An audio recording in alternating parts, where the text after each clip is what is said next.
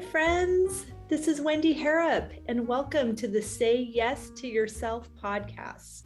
On the Say Yes to Yourself podcast, you'll hear stories from women just like us who are adding the practice of saying yes in their daily lives in big and small ways, and as a result, are experiencing the truth that everybody wins when you say yes to yourself. Saying yes to yourself is a graceful unfolding, an intentional becoming of the very best version of you. It is my hope that in these conversations, we are able to find our truth and be inspired and empowered to live our very best lives. I'm so excited to go on this journey with you, and I look forward to finding a bit of our own story in each other's.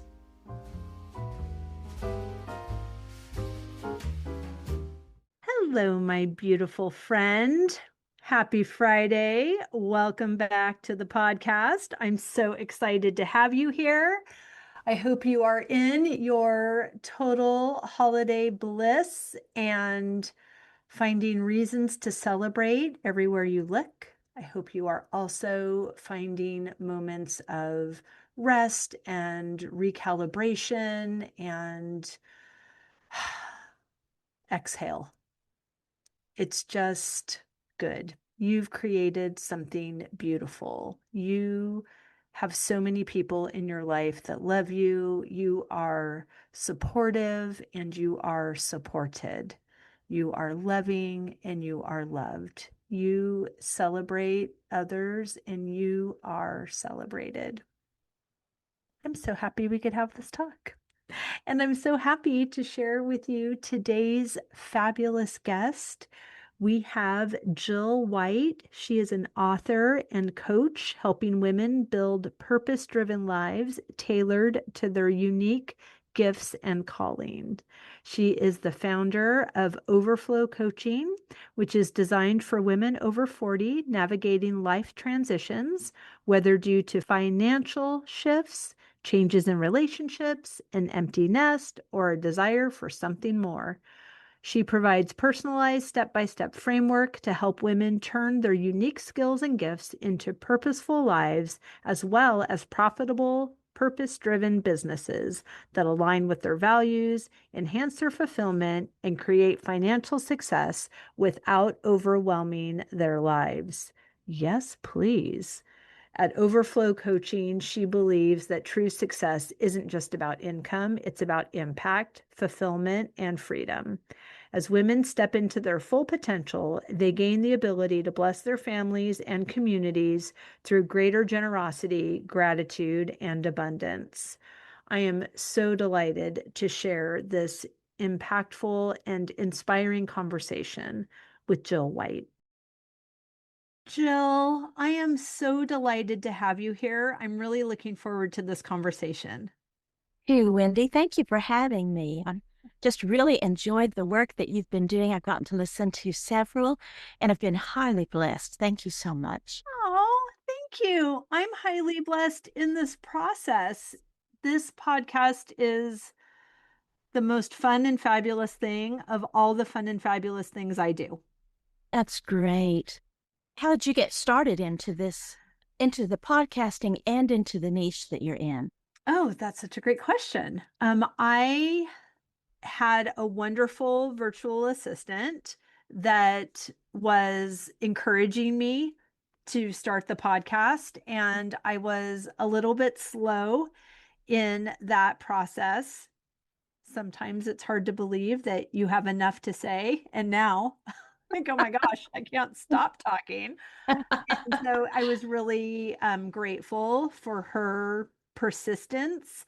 And then as I was gaining confidence in the idea, I mentioned it to a friend on one of my trips to France.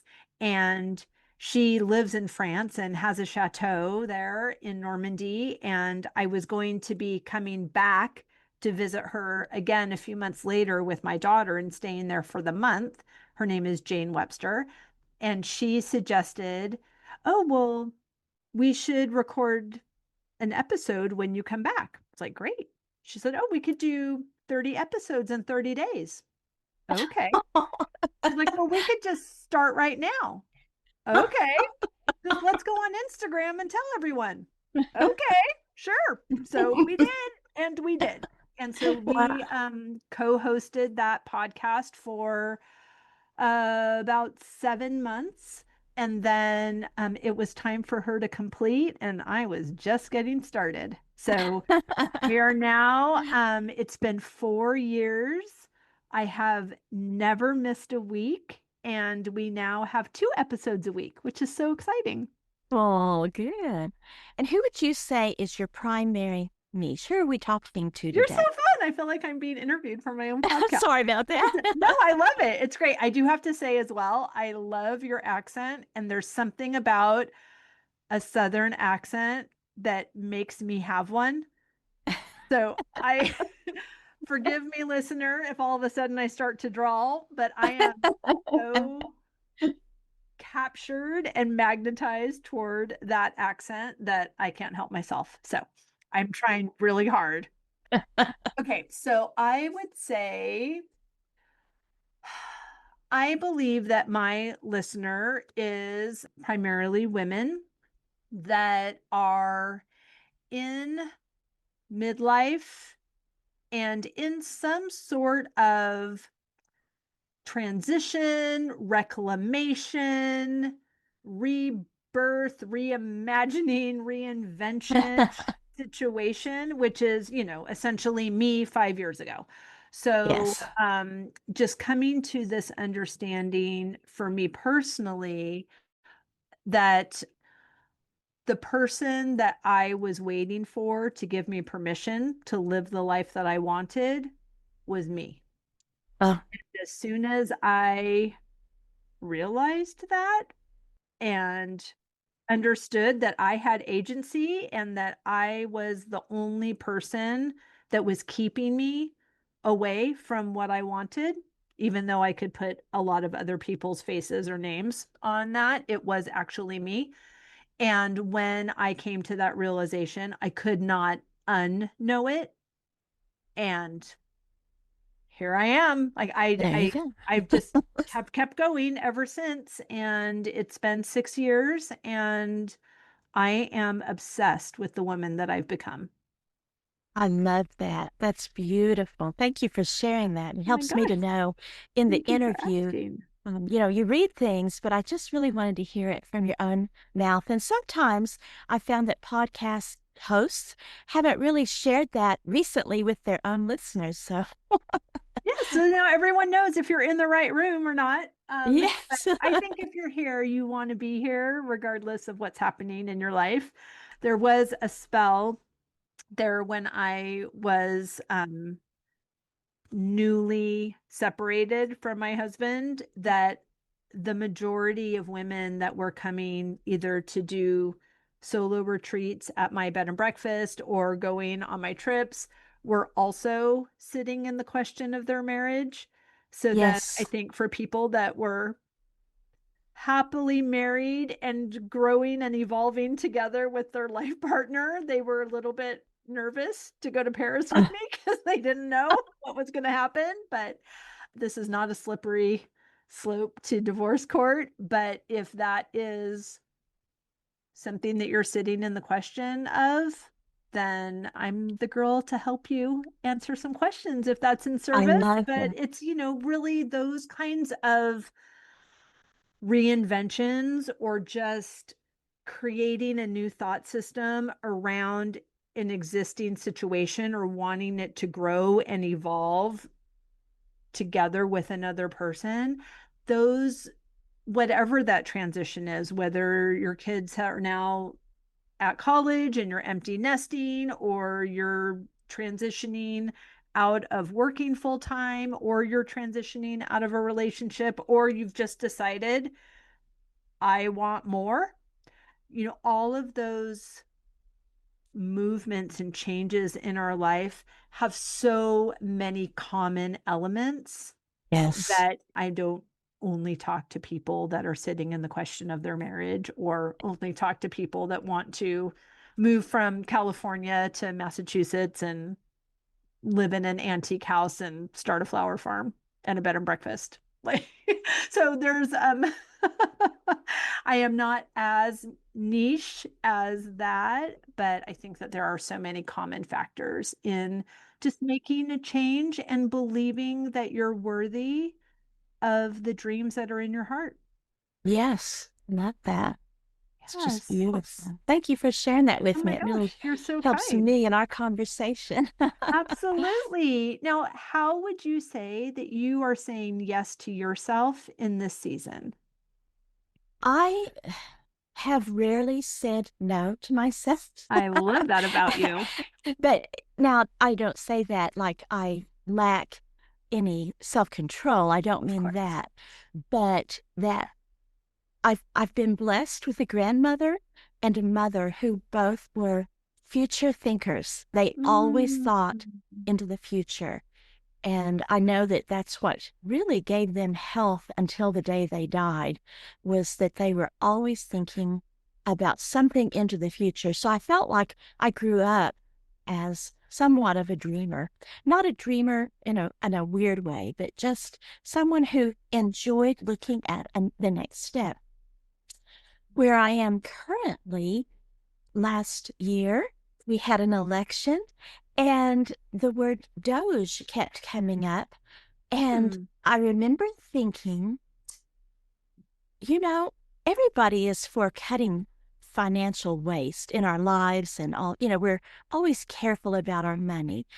And it sounds really good until it hits someone's pocketbook.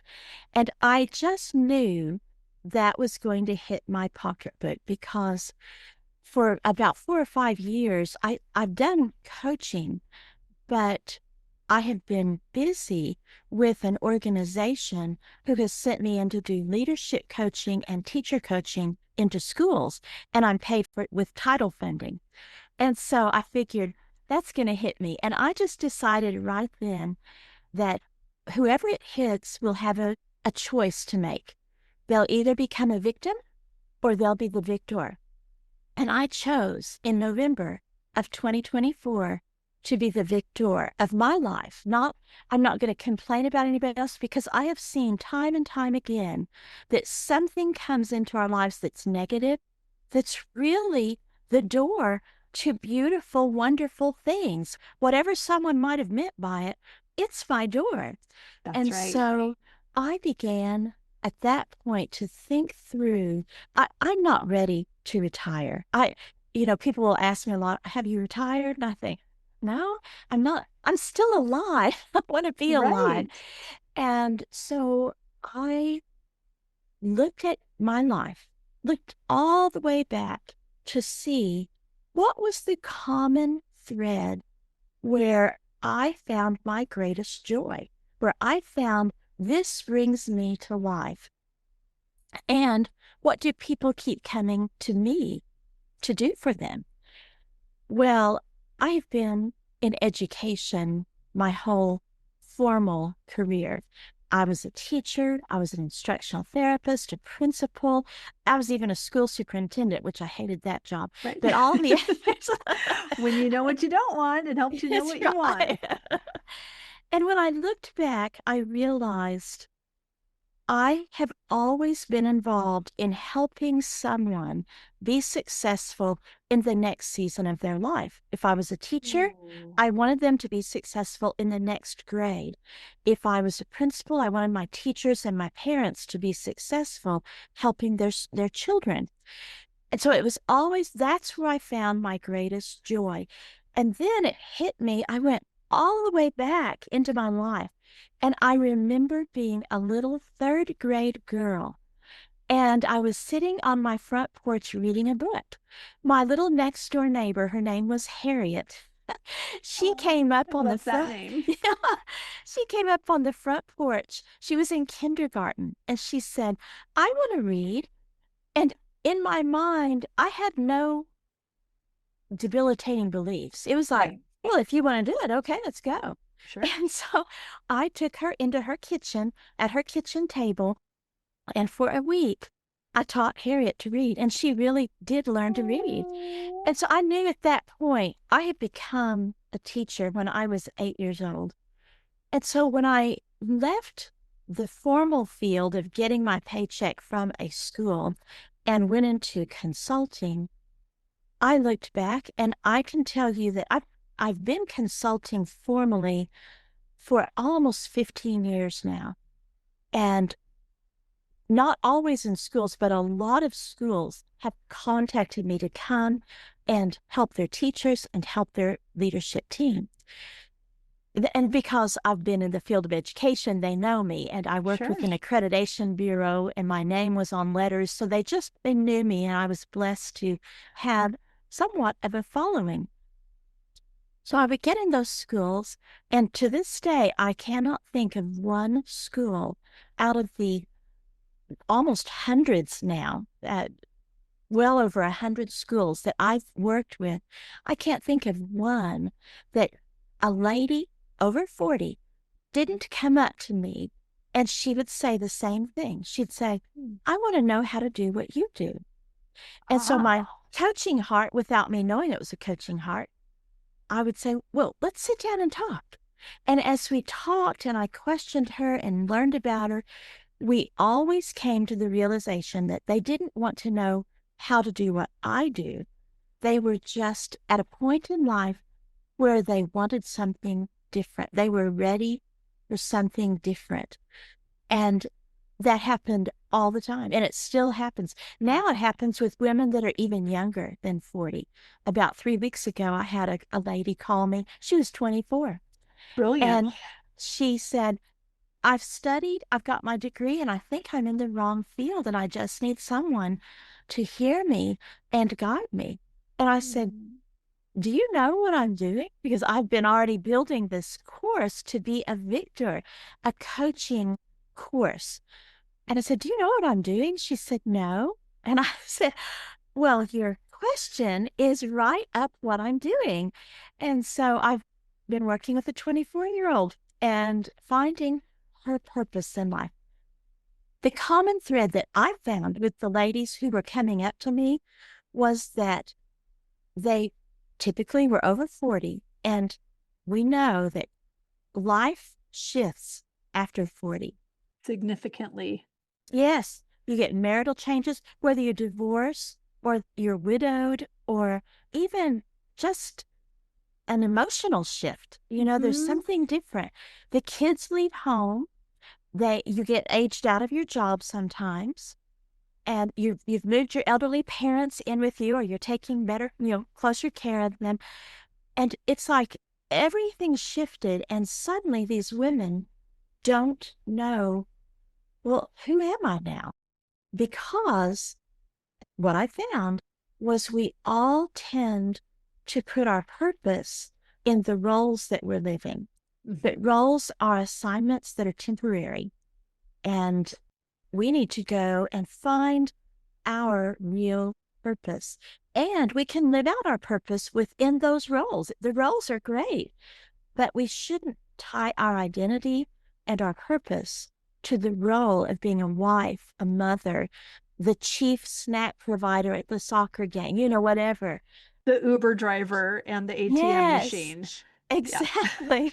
Those are roles, and we're blessed to have those roles, but they're not our purpose. And if we put our purpose there, women enter a period of depression or Sure. are very prone to, I should say, when all of those start to shift and slide. So I have started a new course I'm so excited about it. And just when I started telling people, I was getting clients immediately. I thought, I'm not Yay. finished preparing it yet. That's But okay. Let them in. The end might shift a little bit once you know who's in there. exactly.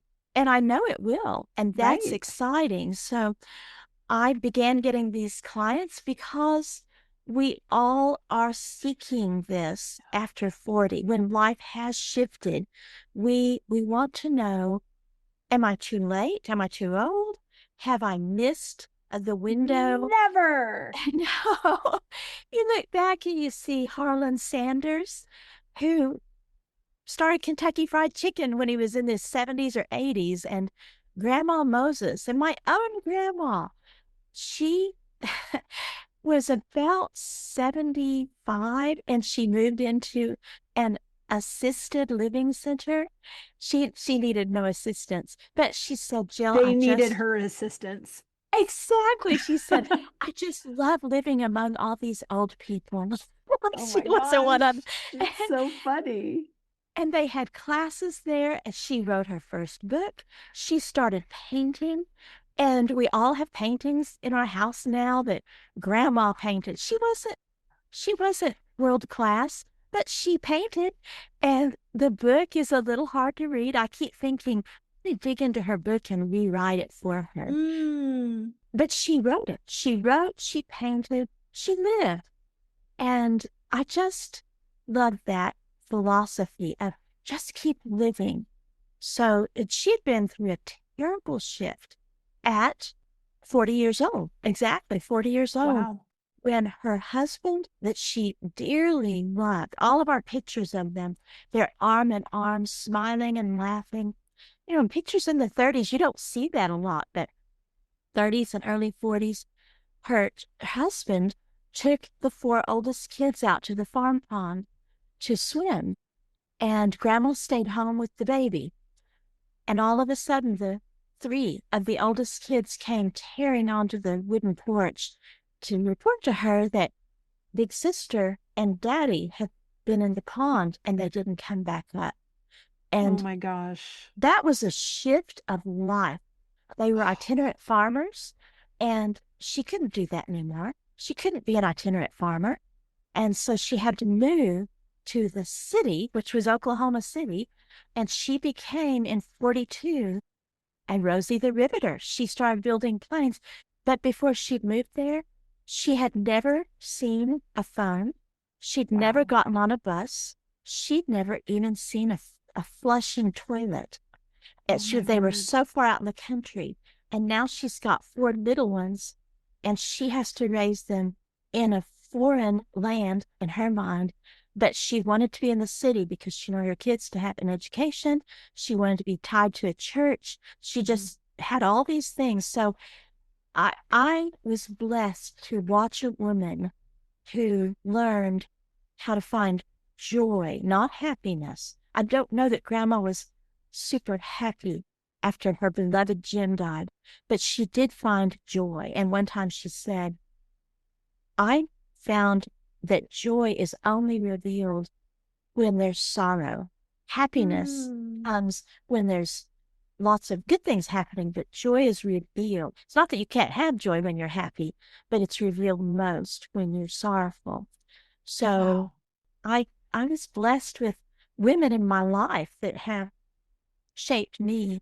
And now I feel that I get to help women partner with who they are. I'm just a guide. I don't do it. They do it. They do the work. Totally. Yep. But I love walking with them and shaping them. In the program that we've developed, it's geared to be faith-based. And so, but any women can come in. They would just need to know that we're pretty faith-based in here. But that's because we're going pretty deep spiritually into who we've been all along. And it's to do that, I feel like it's helpful for us to have a faith-based foundation in that. But any woman is welcome to come in, but they just know that we're going to be faith-based. Right. I love all of this so much. It's really beautiful. And what came up for me when you were talking about the women that are kind of outsourcing their purpose to their role and Hmm. how that can be really exciting if your kids are doing well and your husband's successful Yes. and your house looks great and you've got time to do all your stuff. But if any of those players are not achieving or succeeding in the eyes Yes. of everyone around, if she has put all of her purpose in their output or their Yes. result, then she feels like a failure because they aren't doing what she wanted them to do or hoped they could do. And Exactly. that it's such a fascinating thing to experience and to witness in people because we feel like we have a responsibility as parents. My daughter is 11.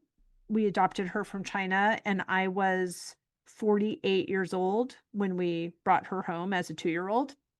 So I had a lot of lived life prior to that, which I'm super grateful for because I actually know something now. I think I'm a much Yes. better mom than I would have been at 24 when I wanted to become a mom. But what I have found though is I have habits, the way of doing things. And so what she needed as a 2-year old, she doesn't need as an 11-year old, but my routines, I have to be really purposeful about shifting them. She doesn't need me to kneel on the floor of her bedroom and help her put her pants on. Like Yes. she's good. Like she's makes her own lunch now, which is super exciting.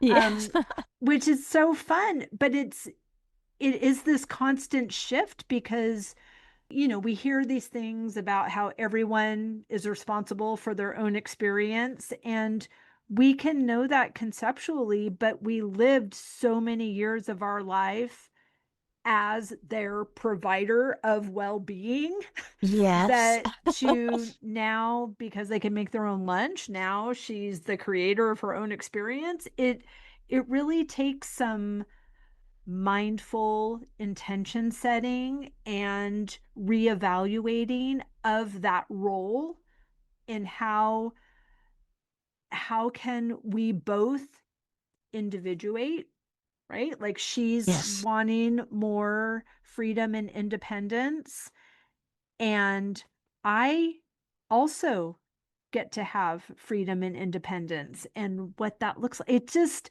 all to Yes. say it's no joke. And so the fact that you are offering this beautiful service and community and guidance to hold space for women that are figuring this out and what it looks like for them is so beautiful and so needed because, I mean, we could figure it out ourselves, but why? Why would we do that Right. when help is available? Exactly. When help is available, it's not as painful. That's the Right. beauty of it. You can't. Anybody can figure it out, but it's painful to shut doors and walk away from things. Yeah.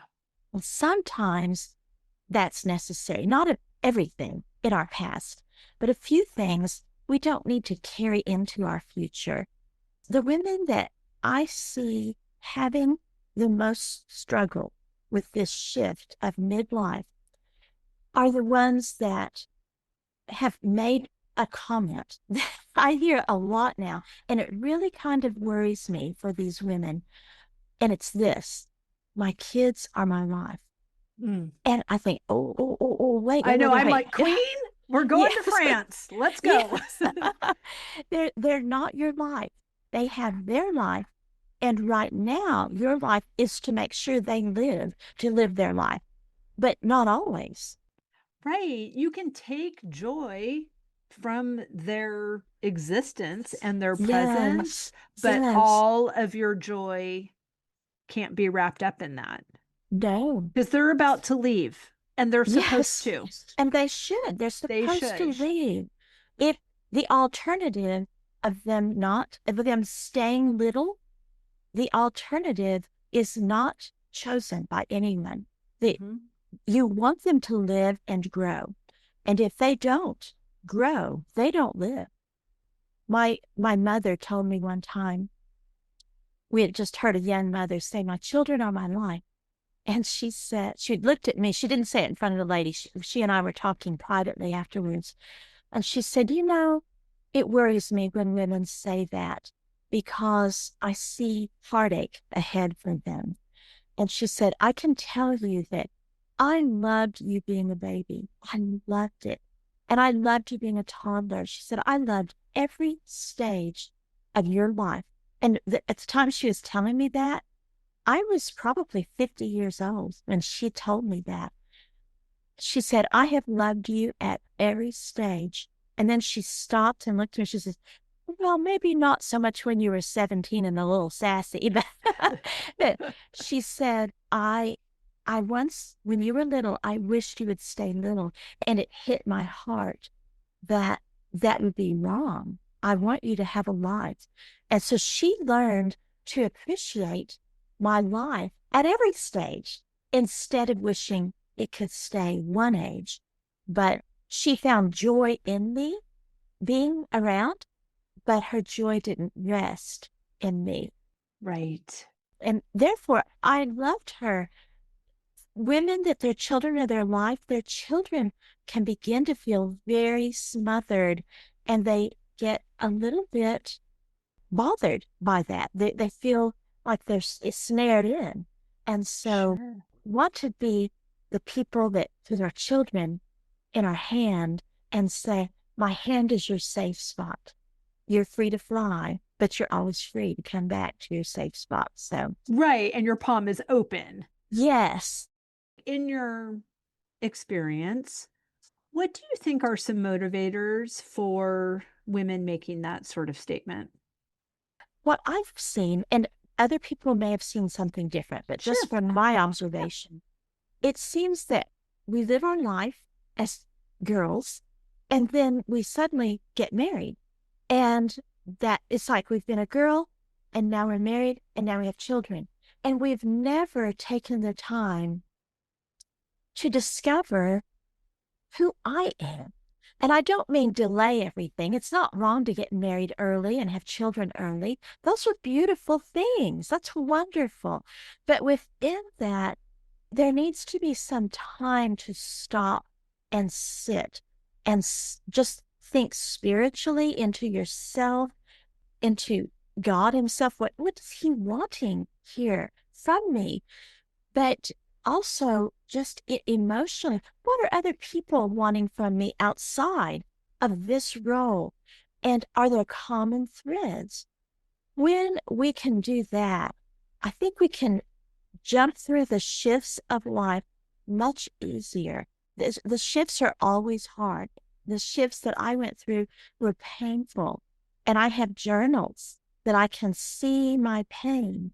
But because someone had guided me as a girl and then as a young woman and then beautiful mentors in my life, because I've listened to them and have been so open to what they're trying to say to me, I can see even in my journal the pain at first, the anger, everything is there. And if you read it, you see the shift. And sometimes I look back at my journal and I'm shocked at how quickly the shift from anger to Mm. gratitude Hmm. came. Right? Which that's the work. Yes, That's the work. yes, You still get to feel all the feelings.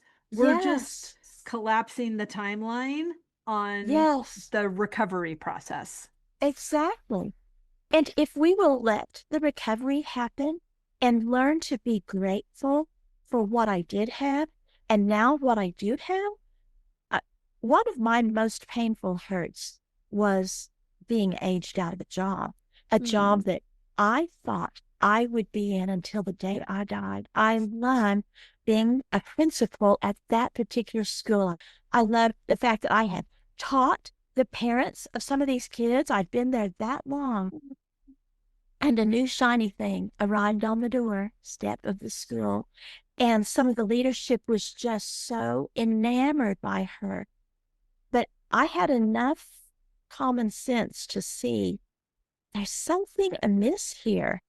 And so my failure was that I kept my eye on her, what was wrong with her. Mm. And I think she sensed that. And Hmm. so we did not hit it off. And it ended up being I was lied about. There are rarely few things that hurt more than being lied to and lied about Hmm. because truth brings us joy. But Right. I was lied about. I was, it was just a horrible time. It was so Mm. horrible. I thought, why am I still here? I don't have to do this, And I just resigned and I didn't know what I was going to do next.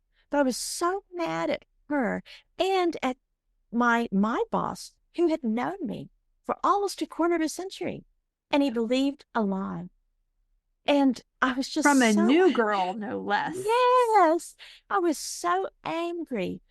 And, that's a lot of times what women go through in marriage. That you've known me a quarter of a century and now you get this new girl. Mm-hmm. So there's this common thread that happens. But within months, I can see in my journal that I was turning to be grateful for the new girl because Totally. the life that I lived after that it was like, I finally am living. I am happy. I'm healthy. This is great. I love this life. And I could be grateful for my boss who had given me so much. And I, all those opportunities he gave me, I use them now. I'm good. And relationships are restored. And I think that they're restored because I began to look at them differently Right. and to look at what can I be grateful for. Yeah. So I think that a lot of the shift of life is we're not always taught to be grateful for what I was, what I had, and what it provides for me now. Yeah. I'm asking those questions or reframing something that we say is happening to us and reframing that to knowing that it's happening for us. Yes. Oh, I love that. Right. And then grabbing the journal, like, I'm Yes. so happy this is happening for me because, and Yes. the first entries can be a little sassy, but Yes. on a recent podcast with Veronica Derillo, she was talking about like you just go in like five whys and Yes. well, why is that? And why do you Oh, want yes. that? And then why do you Uh-huh. want that? And so how is this working for me on my behalf? Yes. Sometimes God needs to get our attention and it's in a really big way and Yes. and then you can see, oh, there were some hints about my time here being ready to complete and I was not Yes. available to take those hints, so they just No. got bigger Yes. because God is calling us to the highest and best version of ourselves and that he's creative. So of course that is evolving and creating more movement. It's not the Yes. same thing just for all of the years. And when it's time to move, it's time to move. It is. And he only wants the best for us. Right. But we're so self-sufficient that we can't always trust that.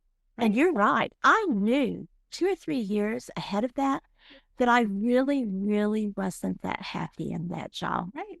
We're so free, we can choose bondage. Yes, exactly. And when I was freed from the bondage, it kind of made me mad because I found security in it. Totally. But almost immediately, like I called four of my major mentors in the field of education. All of them were men.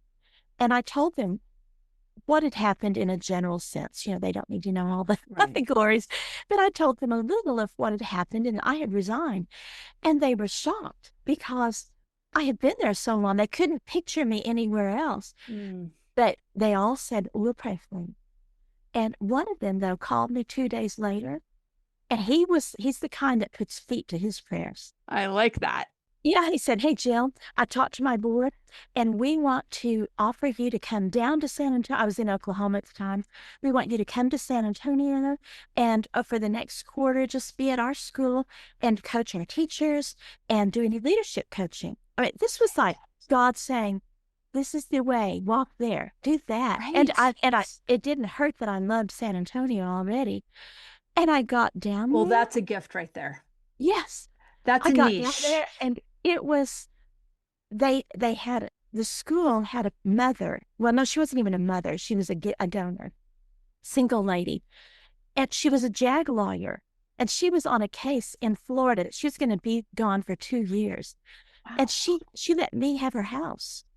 And it was all Right. decorated in Asian decor. And that's never been something I've thought of. Asia, you can tell I'm a little bit more French and English in what I do. But this was all Asian. And one night it hit me. God has brought me to Asia for my honeymoon with him. I was Oh, all alone. There was no one with me. It was just me in this house with God oh my and doing work that gosh. I fell in love with. Right. I ended up, after that quarter was over, I said, "You want me to move down here?" And they went, "Yes." And I moved down, and that guy helped me actually start Overflow Coach. That's what I do. And I work with them some. If they call me, I always go help them because Right. they helped me. But that's not, I don't do just that anymore. But that was my drawer. So when we're uncomfortable, it is time to start thinking and wondering. I was uncomfortable enough that I actually asked for a sabbatical summer, the summer before my last year there. I didn't know it was Mm-hmm. going to be my last year, but I was like, I can't do this anymore. I have to have a sabbatical. And even when Right. I went back, I was crying. I did not want to go back, but I did. I had security there. Right. Well, it's like anytime that we make something else source, we're Yes. going to be disappointed. Yes. Right. And Exactly. that's such a beautiful reminder, whether it's you're making your client source or you're making your job source or your spouse or your kids, and all of your joy is wrapped up in how this thing is going or how it's not going. Yes. That's our reminder. That's our wake up Yes, it call is. shift our perspective, because there is immeasurably more than all we ask or imagine on the Yes, other side of exactly. trusting this process and trusting how we feel. It's this internal guidance system that is our Yes. emotion. We can, of course, think our emotions away and talk our emotions away, but you can't feel your emotions away. If you're feeling your emotions, then Uh, they are they're there. guiding you to Yes. where you're supposed to be, and to trust Yes. that when conditioning or limiting beliefs could say, oh, you can never trust your emotions. You have to use logic. Logic is the only thing that you can trust, which is so silly because it's subjective. And men tend to say that more than women. Of course they do. Right. Especially, right. Not 40 plus women don't say that anymore, for sure. So I think that it's really beautiful how your story is this graceful unfolding, and how you were more than cared for on the other side. And Yes. now, even stepping into this broader environment where you can help women that are feeling, stuck or in a period where they know some transition needs to happen, but it's scary. Yes. So I love that you had that experience so you can speak to them, which is like, I'm excited for everything that has happened to me in my life because I know it's actually happening for me, Yes. and because I'm eager to talk about it and be of service, and I'm not complaining about those things that happened, but I'm also not pretending they didn't happen. Exactly. They are a part of us. Hmm. They make us into who we are. We can't Hmm. deny those things. The last day I went to work at that school, that morning I was listening to the radio in the car on the way in, and someone was sharing a story about a reporter from the Kansas City Star who got fired from his job because he wasn't creative enough. And he moved. He was so heartbroken because he always wanted to work for the Kansas City Star, but now he's fired and he's free to do what he wants, maybe some other thing.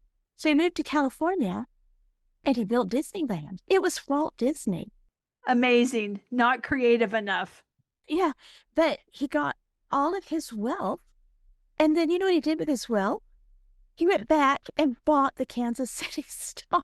I love And it. that was my last day. And it was like it was almost like I was getting a little message from God that, Jill, this isn't the end of your relationship Right. with this school. I'm going to give you other opportunities to be a greater blessing to them later on. And Wendy, it actually happened. The head of school, the school is over 50 years old. It's a private school, and they are 53 years old. And they've only had two heads of school in all the time that they've Wow. been. And it was a father and a son. So there was always the same Wow. name in the seat. But the son is retiring. And he announced it about a year ago. And I had met this person in all of my journeys. And I thought, he's the one. He's the one to be in that seat. And so I called them, I called him, and nobody seemed to be interested. So I just let it go. And all of a sudden, you know how paths converge and things happen? I'm getting calls from everybody. Tell me about this guy, or the guy calling me and saying, tell me about this school. And I thought, oh my goodness. And so I'm just telling everybody about him. And they ended up hiring that guy. I And love he's like it. the perfect fit for the future of that school. And it almost, well, not almost, I felt like God had redeemed my story because Right. I've kept my mouth shut about all that happened. They do Hmm. know that I'm not super fond of somebody there. Yeah, or I Right. wasn't, and I like her now. She's fine. But Right. All the work was on your side. yes, but there were people there that I just know thought I got fired because I kept my mouth shut. And I've just had to live in that and know that I wasn't fired. But at their banquet this year, they introduced the new guy and they interviewed him with a video. And the video is 20 minutes long. And I didn't go to the banquets in another state and they're doing their thing. That night, I started getting emails and calls. Thank you, thank you. And I'm thinking, what are they thanking me for? But I you're had no welcome. idea. And so someone said, have you not seen the video? I said, no. So I got a link, and both the old head of school, the old school superintendent, and the new one spent probably in the 20-minute interview, spent 12 to 13 minutes talking about me Oh, and how God Jill. had used me to tie them together. And the one who's retiring kept saying, God has used her so much in our school. We are so grateful for her. And I thought, oh, my story just got redeemed in front of everybody's ears. And it was And just, you didn't have to do it. no. So Gosh, I it's all share that. so yummy. Oh my gosh. Oh, I love how you asked for help of these mentors. I love that three of them just gave the I'll pray for you nod, like check that off my list. But somebody yes, else put feet to the prayer, which is so beautiful. And it required vulnerability on your part, but you were all just cooperative components in all yes, of this beautiful orchestration of the universe, bringing yeah, all of these gorgeous things together that yes. is 1,000 times better than It the is, way you yes, could have done it. The fact that your story was redeemed without you telling the story, and how yes, all of those people got to come back to you and call you into, oh, it's just so beautiful. And yeah, I love even that in the retelling of the story, it reminds you of that deep faithfulness of God. You don't have to worry about anything. yes, yes. It's all, I'm fine. Right? Like worrying is a decision, and it's Yes, like catastrophic waste of time. yes. And I don't even know that I'll have tomorrow, Right? It's like praying for something that you don't want to happen. So why would you do that? Exactly. Just Yes, lean in, and if you're feeling like you're at a crossroads, then close your eyes and go deep and just yes, ask, yes. where would you have me go? What would you have me do? What Yes. would you have me say? And to whom would you have me say it? It's just beautiful.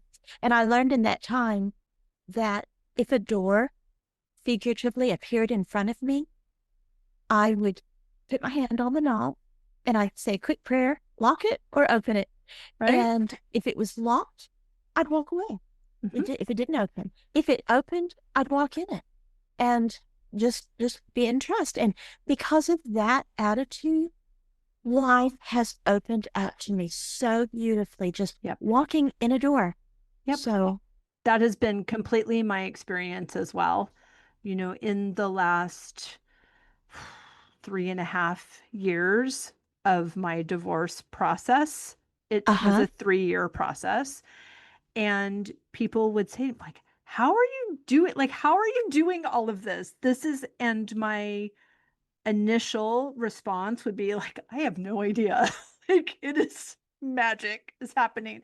But I needed to really be thoughtful and aware and change that answer because I know exactly how it's happening. Yes, I've yes, stopped driving and I am just being led. I have decided to be guided and I'm trusting that. And when an opportunity, like you said, when a door, I'm like, sure, yeah, I'll do yes, that. Oh, you uh-huh. want me to Yes, lead a trip to France? You betcha. Oh, you want yes, to do uh-huh. something together? Sure. Oh, you want me to do I'm collaborating with a woman for May of 2026.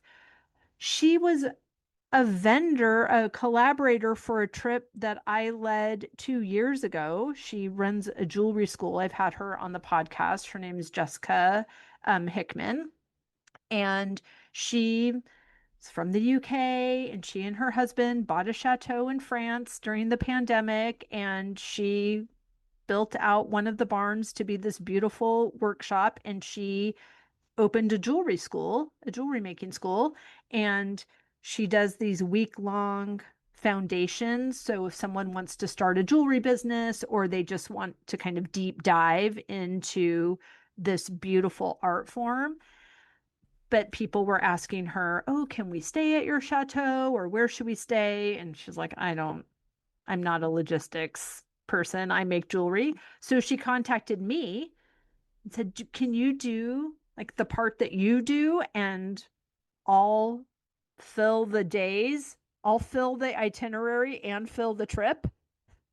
Sure. You betcha. My Yeah. pleasure.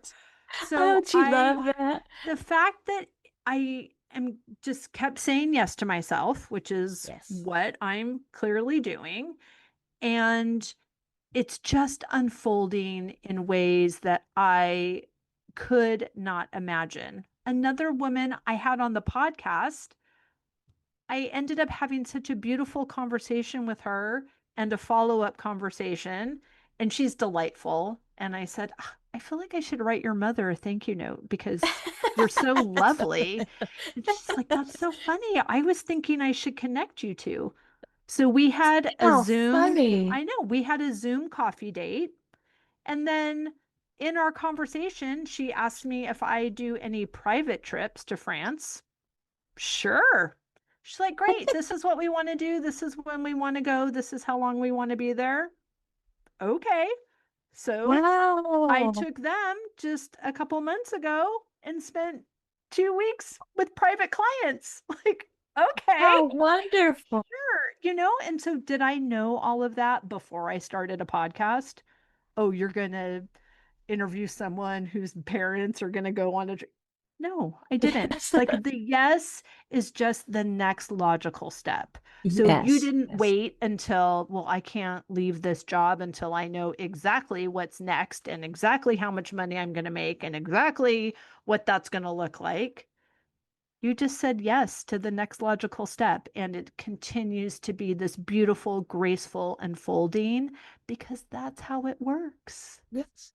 For your ladies that know the scripture, I consider that my Abraham moment. When Mm, God said to Abraham, get out of here, leave, and go to a place I'm going to tell you about later on. I was right. like, oh, that's a scary thing, but it's so beautiful to just walk in that and find your joy in that, the freedom and the joy. It's wonderful. I've Oh my loved gosh. visiting with you. I have loved this conversation as well. Please tell Yes. everyone where they can find and follow you, how they can find out more about this amazing program, all the good. Wonderful. They can find me at overflowcoaching.co, not .com, so but .co, and they'll see me there. The program that is currently running, and by December, when this probably airs, there will be probably a couple of other programs that are smaller and kind of steps into that. But the major program that is working right now from the women that I work with is called Becoming Her Again.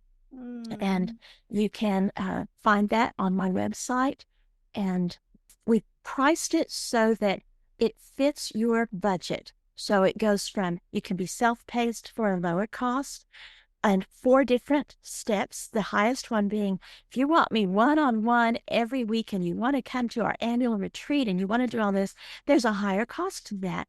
But it's not because they're any more special. If all that someone can afford is the very self-paced program, that's great. I'm there. And so I'm excited about what the women I'm working with, what they're doing in their lives. They are making a difference, and I get to guide them. They're the hero, and I'm the guide, and that's I love right. watching them. Oh my gosh, it's perfect. Well, we will link everything down in the show notes. But thank you so much for your time, Jill. I've really enjoyed this. Thank you, Wendy.